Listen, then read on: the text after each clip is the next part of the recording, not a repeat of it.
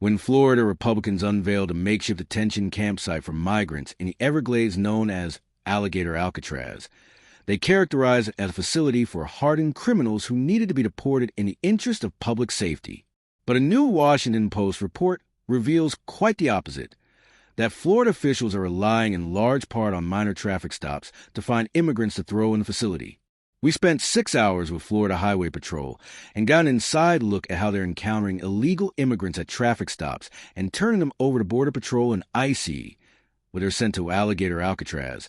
Under DeSantis, wrote Washington Post DHS reporter Anna Giratelli in a lengthy thread posted to X.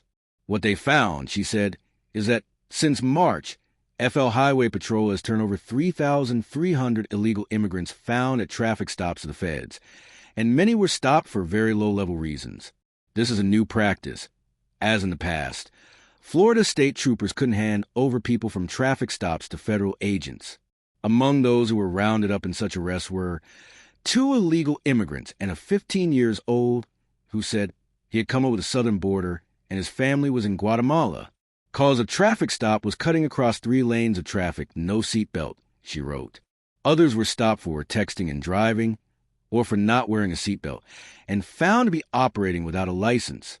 And in another case, she wrote, a large truck delivering plants was pulled over for what the officer suspected was too dark a tint. That showed not to be the case, but while stopped, the 3 men in the back seat disobeyed orders to stay inside, so the officer detained them, then asked for ID. That's when their lack of immigration status came out. This thread makes clear how much Governor DeSantis lied about Alligator Alcatraz being for the worst of the worst, wrote American Immigration Council fellow Aaron Reichlin-Melnick. Florida Highway Patrol is doing clearly pretextual arrests, window tint seatbelts, and sending every undocumented immigrant they stop to the camp. For example, the claim that Florida Highway Patrol is stopping landscaping trucks for alleged traffic violations is classic driving, while black/driving while brown pretext.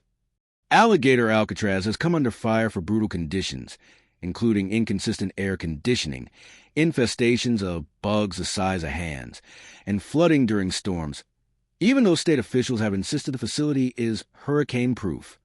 If you enjoy content like this, don't forget to like the video and follow the channel so you never miss an update.